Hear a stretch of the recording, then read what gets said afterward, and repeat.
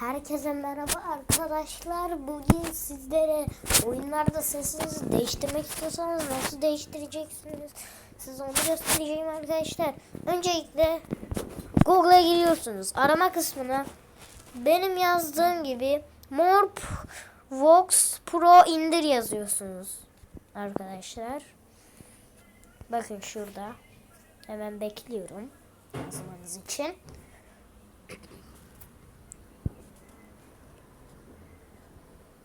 Tamam, yazmışsınızdır. Zaten kolay bir şey, basit arkadaşlar yazılışı.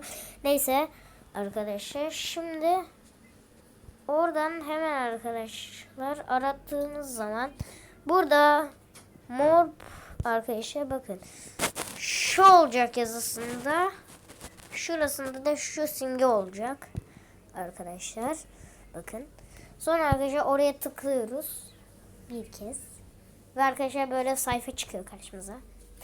Buradan indire basıyoruz. Benim sayfam Türkçe tabii ki. Sizde belki İngilizce olabilir. Download falan yazabilir. Neyse arkadaşlar, işte oraya tıklıyoruz, oradaki yere. Sonra arkadaşlar alta biraz böyle bir sayfa çıkıyor böyle. Alta birazcık böyle iniyoruz ve burada arkadaşlar yine indir yerimiz var indirmek için. Hemen tıklıyoruz bu yeşil yere. Sonra arkadaşlar dosyayı indirsin bakalım. Acaba nasıl indirecek? Çok güzel indirdi. Ayrıntılayalım arkadaşlar hemen. Evet, dosyamız indi. Bana bir tane bir şey geldi.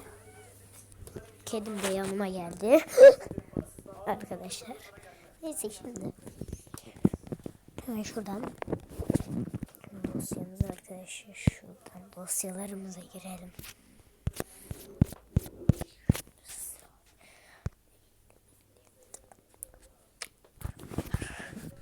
Evet arkadaşlar, şimdi şuradan şuraya tıklıyoruz bir kez. Evet, beni buraya attı. Neden buraya attı bilmiyorum.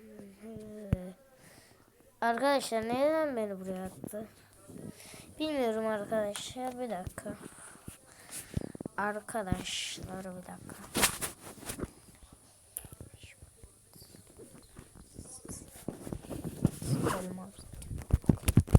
Neyse arkadaşlar, bir dakika, ben hemen aynı işlemleri yapıp tekrar geliyorum.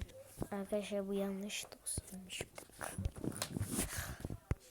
Ben yanlış dosya indirdim yanlışlıkla. Neyse, her şeyi tekrar yapıyoruz arkadaşlar. Android yazın sonra arkadaşlar. Şuraya yazın çabuk. Evet. Çabuk şöyle yaz. Şuraya yaz. Ve arkadaşlar şimdi simgesinde şu olacak, yazısında da bu olacak. Arkadaşlar bazen yazı aynı oluyor, o yüzden simgelere de dikkat edin. Bakın simgesi şu olacak, yazı şuradaki gibi olacak arkadaşlar. Bakın bazen şeyler aynı oluyor. Neyse, oraya tıklayalım arkadaşlar. Bakalım burası ne? Tahmin ettiğim gibi evet, burası en son versiyon. Şimdi arkadaşlar, İsterseniz bunu Google'dan da yapmayabilirsiniz. Gidip arkadaşlar buraya yazın aynı şeyi. Morph Pro indir. Buradan arkadaşlar bakın, bundan da indirebilirsiniz. Ses işte arkadaşlar. Buradan indirebilirsiniz böyle bir şey. FG'le ses değiştirici var arkadaşlar. Bunu da indirebilirsiniz. Yani arkadaşınız trollemek istiyorsanız böyle indirebilirsiniz bunları. Arkadaşlar biz de öyle boş durmuyoruz. Değil mi yani? Arkadaşlar neyse, insin. Bakın burada geldi, gördüğünüz gibi. Hemen şuraya koyalım arkadaşlar. Şu ikisini arkadaşlar. Ve uygulamamızı kullanırsınız. Hadi bay bay.